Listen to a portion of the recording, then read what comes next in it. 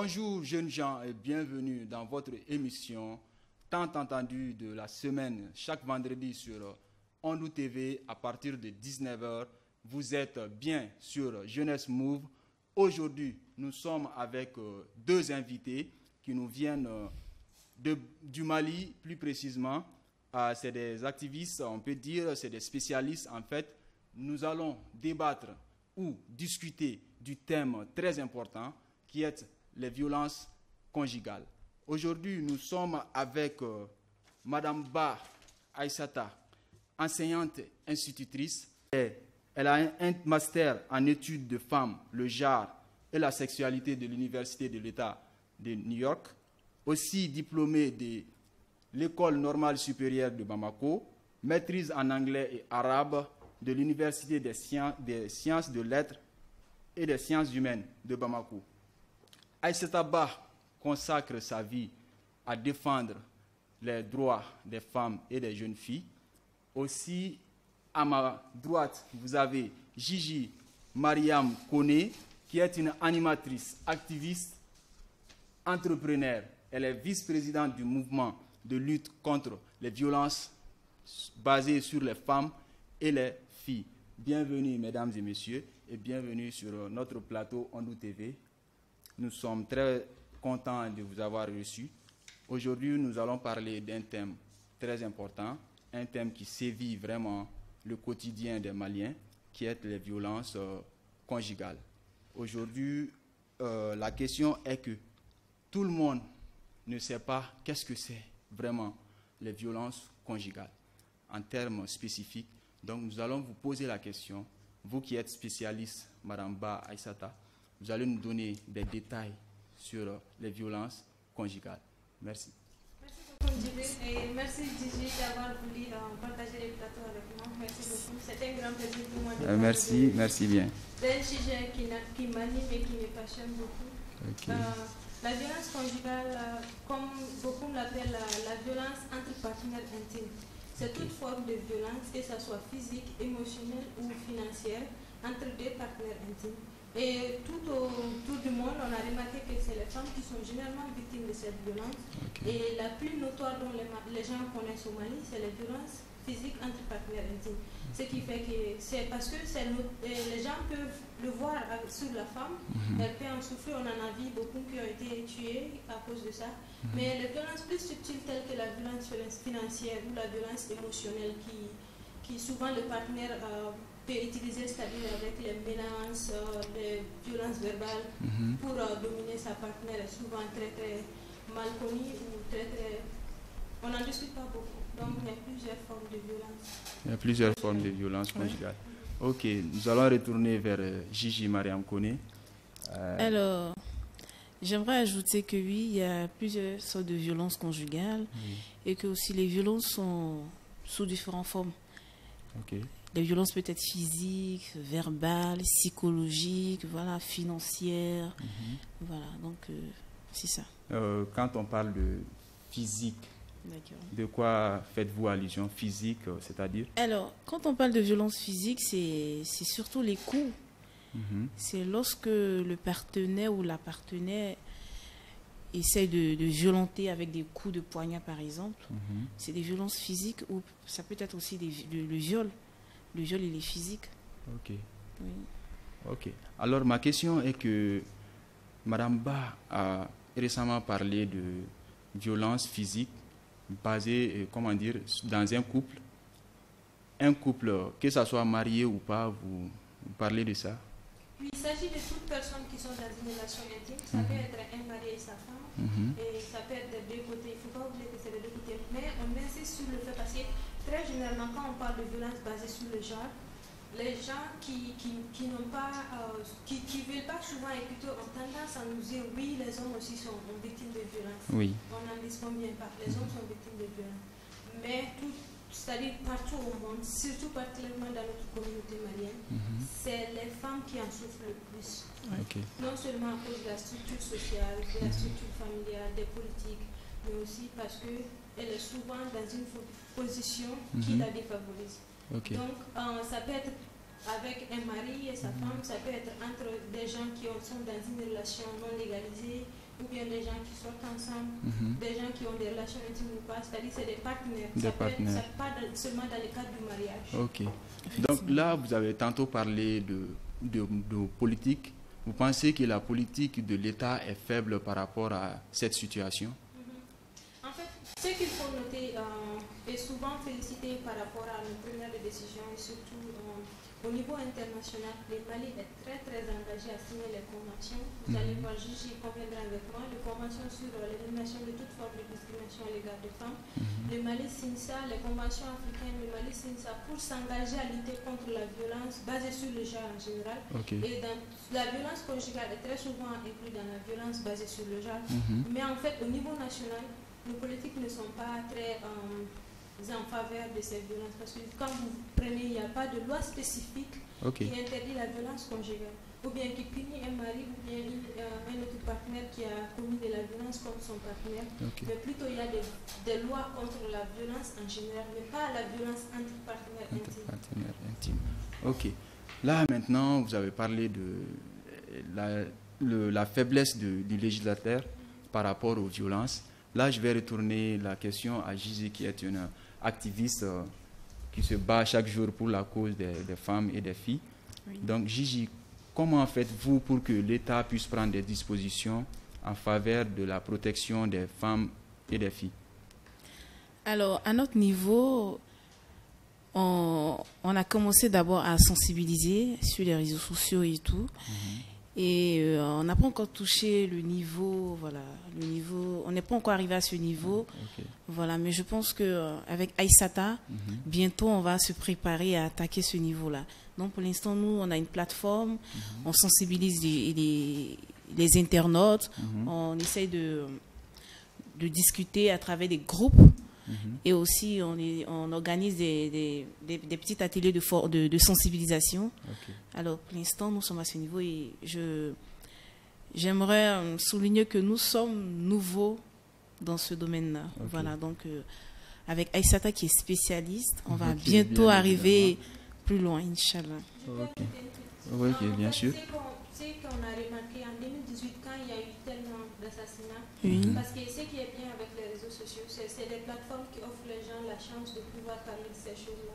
On a vu le cas de Mariam Diallo qui a son nom qui a été assassiné, 37 coups de couteau, et on remercie beaucoup son grand frère Cheikh, oui, qui fait vraiment beaucoup, effectivement. Des lois en faveur de ça. J'ai vu qu'il a été à Ségou avec d'autres, comme la cour de justice à Ségou pour parler de ces choses-là. Et on voit qu'il y a des actions qui arrivent. Par exemple, en 2018, les femmes ont fait un sitting pour qu'il y ait des lois qui interdisent la violence conjugale et qui punissent les acteurs. Mais qu'est-ce qui s'est passé? Les forces de l'ordre ont dispersé ces femmes, sachant de leur sitting pour qu'elles ne puissent pas faire ce sitting. Et c'est dommage. Il y a des actions qui arrivent, mais il y a aussi des obstacles qui empêchent les gens de pouvoir parler pour qu'il y ait des lois en faveur des femmes. Là, vous avez parlé de sitting. Les sittings concernaient seulement que les femmes, parce que là, nous sommes focus sur la jeunesse malienne. Dans la jeunesse malienne, vous savez, c'est un groupement de genre hommes, femmes, jeunes, etc. Donc, vous pensez qu'il y a des jeunes, plus celui que vous venez de dire, citer, Cheikh, qui s'engagent vraiment à lutter contre ces violences-là? Il y a Cheikh, en tant qu'individu mais il y a des organisations, je ne peux pas finir de parler de violence sans parler de Mariam Diallo Drami, qui est la présidente de l'association Femmes Leadership et Développement Durable, qui lutte tout le jour contre toute forme de violence basée sur le genre, et beaucoup d'autres organisations comme APDF, WILDAF, chez Bintou Foumen, qui est vraiment une femme aideuse, qui sont là à essayer de voir comment aider les femmes victimes de cette violence-là. Et il y a aussi le mouvement de Gigi, dont Gigi est la vice-présidente. Effectivement. Il y a beaucoup d'associations qui sont là, qui luttent contre. Donc, ce n'est pas seulement qu'il s'agit que c'est une question de femmes, qu'il y a des femmes qui vont lutter contre ça. Parce qu'on a tendance à voir au Mali que quand on parle de genre, les gens pensent femmes. Alors que le genre, le sexe est différent. Quand on voit les théories, c'est que le genre est socialement construit et structuré. C'est-à-dire que c'est la société qui décide de ce que advient une personne après sa naissance. Ce n'est pas inné le genre. Ok.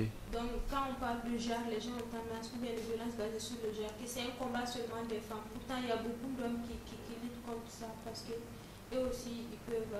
Alors, quel message vous avez à faire passer sur ce plateau aux jeunes qui souhaitent vraiment s'engager aux côtés des femmes pour lutter contre ces violences-là? Donc, ce que je voudrais dire à tous les jeunes du Mali, c'est de savoir que la violence sous toutes ses formes n'apporte rien. Et surtout la violence basée sur le genre, parce que c'est des pertes de vie humaine. Mais même si la personne ne perd pas sa vie, on prend exemple sur la violence verbale qui a des retombées psychologiques sur la personne qui va être affectée toute sa vie. Donc on en appelle aux gens de voir, il ne faut pas seulement se dire que si on ne fait pas quelque chose, la personne va mourir, mais il s'agit de faire quelque chose maintenant, de voir, d'être en critique de soi-même, de faire des critiques de soi-même et voir comment nos actions en nous-mêmes vont conduire à cette violence. On va voir la dame qui a été récemment tuée, Delika ou Geneva, je m'excuse, j'ai oublié son nom. C'est un voisin qui a appelé son mari qui est venu pour la tuer avec un fusil. Donc ce voisin, son action a conduit à la mort de la dame. Donc comment nous en tant qu'individu, quelle action on est entré? Parce qu'on se dit souvent, c'est pas mon histoire, c'est pas ma soeur qui a été tuée, je suis pas acteur de violence basée sur le genre, je suis pas acteur de violence conjugale. Mais pourtant, quand on réfléchit, on va voir que nos actions, le silence, notre silence parle mieux que nos actions. Comment ceci contribue à faire que quelqu'un perde sa vie ou bien que quelqu'un soit psychologiquement violé? Nos belles sœurs, nos belles mamans ou bien nos petites sœurs. Comment, par exemple, on va te dire, quand tu reviens à la maison, tes frères sont ceux qui t'accompagnent chez ton meurtrier ou bien la personne qui te veut. Comment on va faire en sorte pour amoindrir cette violence? C'est de faire l'autocritique et voir comment nos actions font que d'autres personnes souffrent.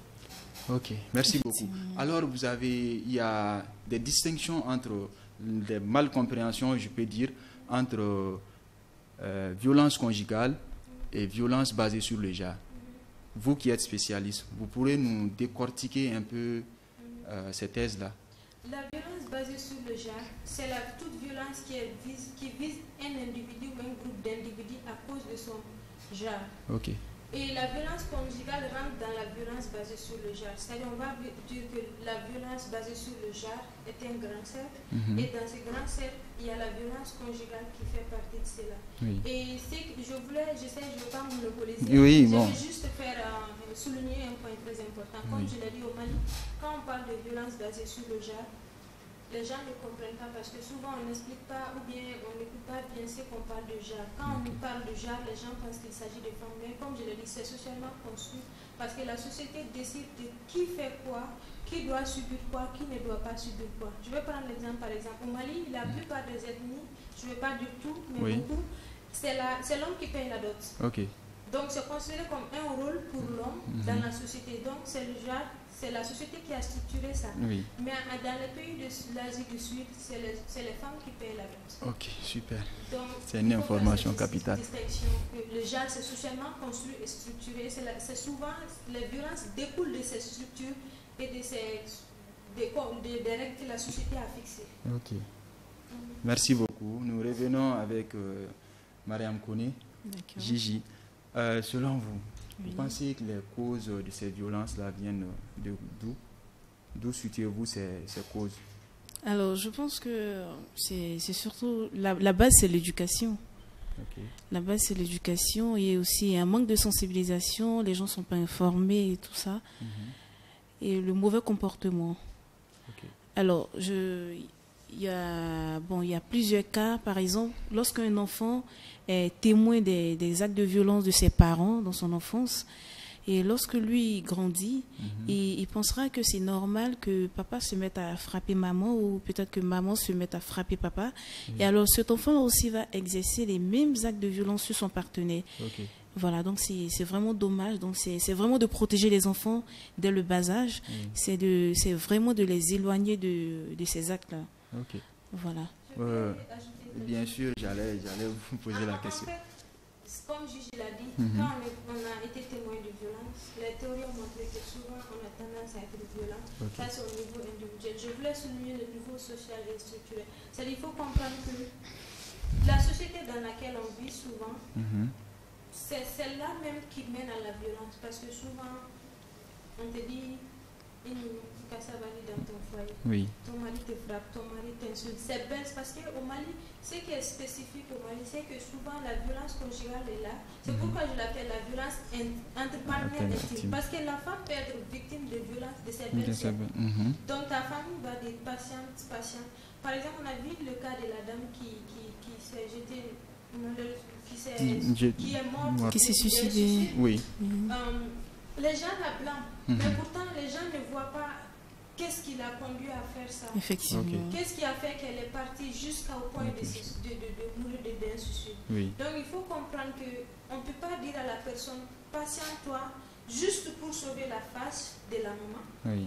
Parce que là, l'individu ne devient plus le focus. On parle des autres. Il ne faut pas faire honte à ta famille. Il ne faut pas faire que, bon, tout le monde va dire que tu as divorcé, tu es une femme divorcée, tu as renié ta famille. Les problèmes de la société. De la société, parce que la société voit mal une femme qui a divorcé, parce que si tu n'arrives pas à supporter les coups de ton mari, les violences verbales de tes belles-sœurs, c'est que tu n'es pas une vraie femme malienne.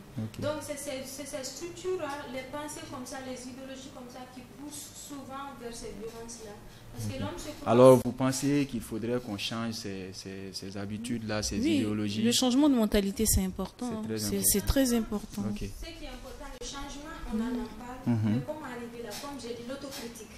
Parce que c'est l'individu qui fait la société, c'est nous qui faisons nos règles. C'est vrai que souvent il y a des règles, on les trouve là-bas, mais en général c'est des règles, on ne vient pas dans une société déjà faite, mais c'est nous qui faisons les règles.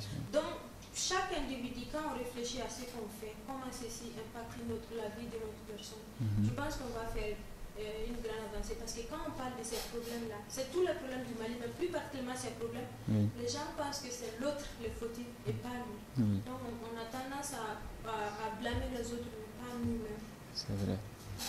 Ok. Là, je vais maintenant vous poser la question, la suivante, c'est-à-dire des femmes qui sont victimes dans le foyer ou dans leurs relations intimes, très généralement, ces femmes ne s'expriment pas.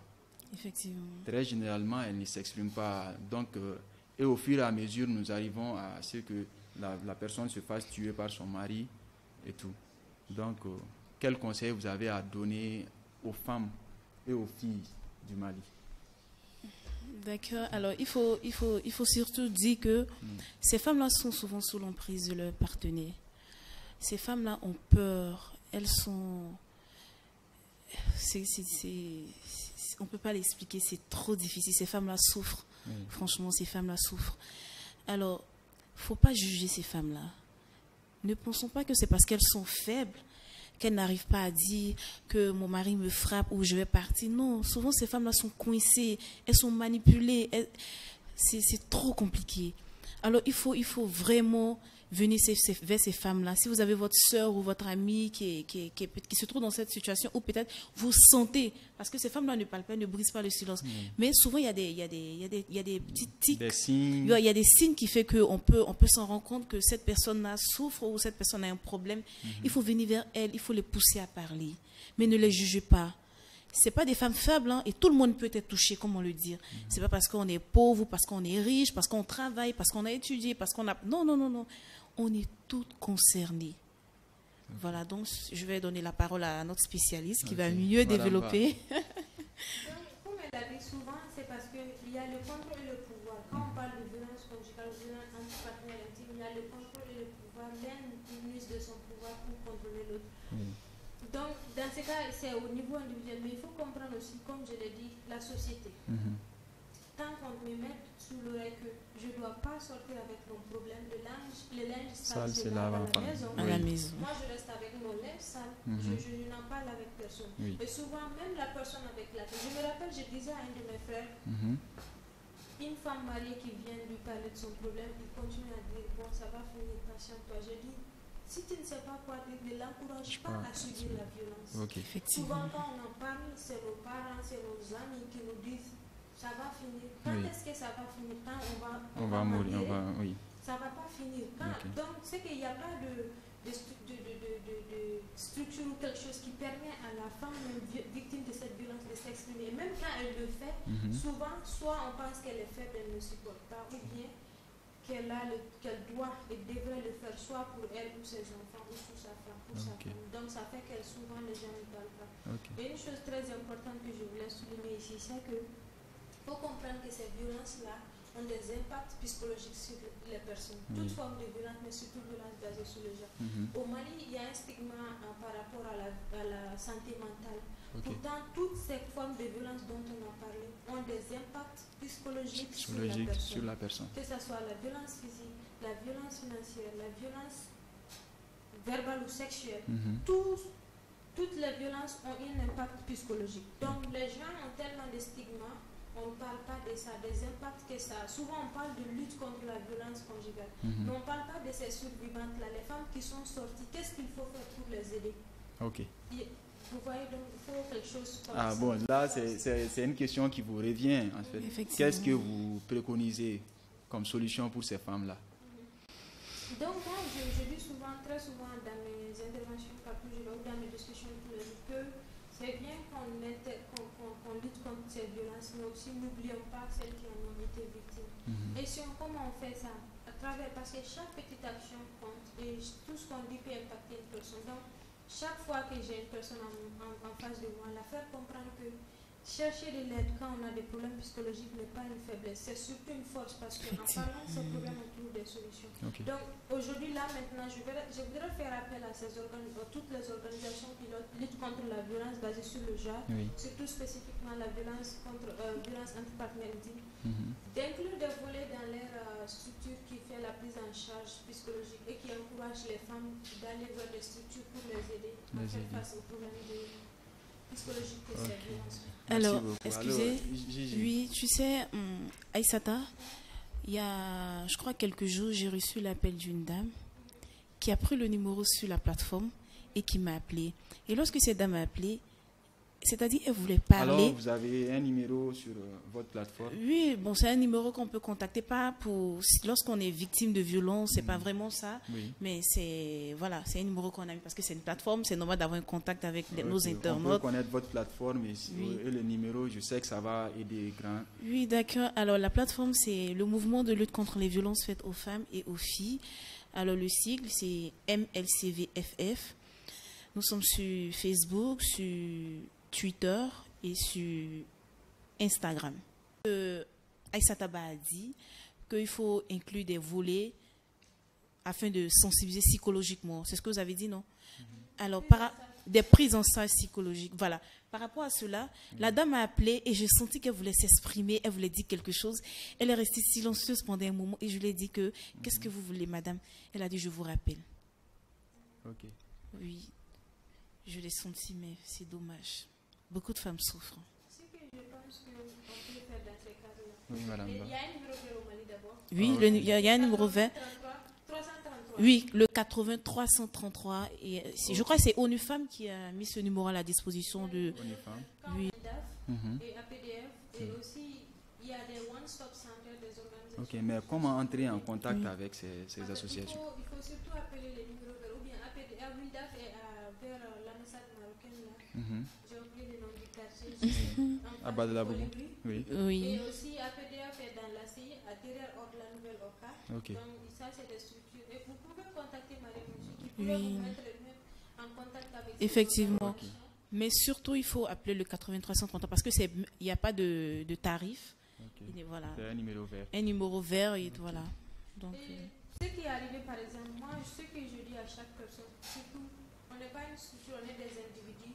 Mais quand on a une personne qui est survivante, je dis survivante parce qu'on préfère le terme survivante à victime, parce que victime suppose que c'est quelqu'un qui subit les violences. Mais quand on parle de survivante, c'est quelqu'un qui est apte à prendre des décisions. Ce que les gens oublient, par exemple, les gens vont te dire pourquoi elle subit ça, pourquoi elle ne divorce pas, comme Madame l'a dit, alors qu'on ne sait pas ce qu'elle sait ce qu'elle veut, elle sait ce qu'elle vit.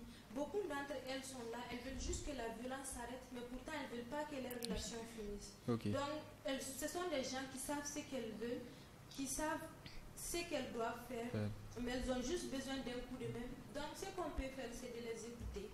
On n'est pas des structures souvent, on est juste un individu qui est là, qui a eu la chance d'être en face de quelqu'un qui vit ça. Donc, il faut savoir les écouter. Ne vous mettez pas à leur dire quoi faire, parce que souvent, elles ont juste besoin d'être écoutées. En externalisant leurs pensées, elles sauront quoi faire. Si vous pouvez proposer des aides, par exemple, leur parler d'associations, c'est la bienvenue, mais le choix leur revient de choisir de faire ce que vous avez dit. Et j'aimerais ajouter, excusez, que c'est vraiment pas nécessaire de dire à une personne quitte ton mari, abandonne tes enfants, parce que c'est pas une décision facile à prendre. Donc voilà, il faut vraiment faire attention lorsqu'on a une amie ou une soeur ou quelqu'un qui est victime de violence conjugale. Il faut faire beaucoup attention. Ne dites pas prends tes bagages, va de chez lui, il n'est pas bon, il est méchant. Non, essayez de la sensibiliser avec modestie, avec une manière. Et si ça ne marche pas, vous allez passer au numéro vert. Là. Oui, mais après ça. Ça n'empêche pas que si elle veut quitter, ce n'est pas à vous de la dire de rester. Oui, effectivement, c'est clair. Oui, j'ai tantôt pourtant entendu comme cause de ces violences-là, très généralement les femmes qui sont mariées de force à leur partenaire. Bon. Très généralement. Oui, moi aussi sur les réseaux sociaux, on a posé la question pour que je vous pose la question. Alors moi, je l'ai entendu que souvent c'est parce qu'on est marié de force, mais c'est pas toujours le cas. Les mariages forcés aussi, c'est une sorte de violence. Mais je pense que Aïssata peut mieux développer ce thème-là parce qu'elle est spéciale. Souvent, c'est un facteur parce que dans le cadre d'un mariage forcé, ça se trouve l'un des partenaires n'est pas consentant. Donc souvent, la frustration pour l'externaliser, on violente l'autre partenaire. Donc, peut-être une cause. Souvent, la personne qui n'a pas voulu se marier ne voudrait pas avoir des relations intimes. Dans ce cas-là, la violence sexuelle peut arriver parce que la personne peut violer sa femme, même si beaucoup pensent que ce n'est pas le cas. Donc, il peut forcer son partenaire à avoir des relations. Donc, c'est une forme de violence conjugale, comme on l'a dit. Mais il faut comprendre que ce n'est pas 90% des cas. On ne peut pas dire que la majorité vient du mariage forcé. Mais souvent aussi, il faut comprendre que le mariage précoce, les femmes qui sont dans des mariages précoces, souvent sont tendance à être les victimes de cette cause-là. Mais il y a plusieurs facteurs, même des mariages d'amour. Bien sûr, effectivement. Les gens pensent que c'est seulement la violence physique ou sexuelle, le viol, qui est une violence. Mais n'oublions pas la violence psychologique. Verbale, tout ça. Qui sont très importants. Beaucoup vivent, même si c'est un mariage choisi. Vous avez parlé de chiffres. J'aimerais avertir. Quel est le pourcentage des femmes qui sont violentées par leurs partenaires au Mali? Je n'ai pas pu avoir des statistiques proprement dites sur la violence basée sur les violences conjugales. Parce que au Mali, comme je l'ai dit souvent, même si on veut recenser, c'est très difficile. Même dans nos recherches, c'est très difficile de recenser parce que le recensement se fait seulement selon celles qui ont parlé ou bien celles qui ont compris que c'est une violence. Mais celles qui ne savent pas qu'elles subissent une violence psychologique ne pourront pas dire qu'elles sont survivantes de cette violence. Mais pour vous donner un chiffre, on va voir que au Mali, par rapport à la violence basée sur le genre en général, 90% des enfants dans le Sahara ont subi une forme de violence, mais surtout les filles qui sont victimes de mariages précoces et de mariages forcés. On va voir une femme sur 5 ont été victimes de violences sexuelles dans l'enfant. Donc ça, c'est des chiffres. Souvent, pourtant, les théoriciens vous disent qu'une personne qui a subi une violence dans l'enfance a plus de chances de subir une violence une fois adulte. Donc la violence souvent entraîne la violence. Ok, merci beaucoup. Alors, j'aimerais ajouter, par rapport au fait qu'il y a des femmes qui pensent que peut-être que lorsque l'homme les bat, c'est normal ou c'est par amour. Il faut que les gens font attention à cela. La violence n'est pas justifiable, comme on le dit. C'est pas parce qu'on a fait telle action qu'on doit être violenté, non. Alors, la violence n'est pas justifiable. Quoi qu'il arrive, on ne doit pas être violenté. Alors, je peux justifier la violence. Ça arrive beaucoup au Mali. Effectivement. Vous voyez, par exemple, quand un partenaire tue sa femme, on va dire elle a fait quoi? Effectivement. Elle a fait quoi? Attention. Peut-être elle a fait quelque chose de très grave. C'est-à-dire, c'est de justifier cette violence en maintenant blâmer la victime. Celle qui a été victime de violence, on veut trouver quelque chose qui justifie sa violence. Effectivement. Mais ça, c'est très dangereux parce que ça enlève la responsabilité de celui qui a abusé de cette personne. Alors, quoi qu'il arrive, il faut éviter d'utiliser la violence comme solution. Par exemple, il y a un cas que j'ai écouté à la radio une fois sur le net. Une fille a été fiancée à un gars qui n'était pas de son village. Il a assassiné la fille. Et quand la personne qu'on a interviewée parle, elle dit personne ne connaît les gars. Maintenant, c'est dire que c'est parce que le gars, personne ne le connaît, qui a fait qu'il a tué la fille. C'est un facteur, mais il ne faut pas déplacer, c'est-à-dire les faits. Et penser que c'est ça, c'est-à-dire c'est ça qui a conduit à ça, justifier la violence par le fait que le gars n'est pas de la zone. Ok. Là, merci à vous. Je pense que nous allons arriver au terme de notre émission. Vos mots de fin, s'il vous plaît. Des messages forts à l'endroit des femmes. Okay. Alors, mon mot de fin, j'aimerais inviter tout le monde, qu'on soit homme ou femme, il faut ensemble lutter contre ce fléau-là, parce que nous sommes tous concernés. Si on n'a pas notre sœur si on n'a pas notre sœur, on a notre fille, on a notre maman, on a notre tonton, on a notre tantie. Donc, il faut vraiment que tout le monde s'y mette afin d'éradiquer ce fléau-là. Nous sommes tous concernés. Et ce que j'aimerais ajouter, il faut cultiver l'amour. L'amour, c'est la base, parce qu'il faut le dire. Je veux faire appel à tout le monde, surtout faire tout pour faire l'autocritique. Je tiens beaucoup à ça, parce que souvent, c'est le fait on ne sait même pas à nous critiquer nous-mêmes qui amène la violence. Donc, de s'autocritiquer et surtout de faire quelque chose quand on est en face d'une violence. Quand on voit quelqu'un qui subit la violence, de faire quelque chose, de parler, d'aider la personne, de ne pas rester silencieuse ou d'essayer de défendre ou de justifier la violence. Donc chacun de nous a notre apport, chacun de nous a un cerveau pour réfléchir. Donc ne laissons pas nos croyances ou nos objectifs ou bien notre éducation nous aveugler. Soyons à l'écoute de ces gens-là, écoutons-les et surtout aidons-les à résoudre cette problème. Ok, merci beaucoup. Et ainsi s'achève cette émission. Nous avions sur le plateau Madame Ba Aïssata, aussi Mariam Kone, alias Gigi, sur le thème violence conjugale. Merci de nous avoir suivis. Très bonne suite de programme sur la chaîne dédiée au service des femmes et des jeunes. Merci à vous et à la prochaine.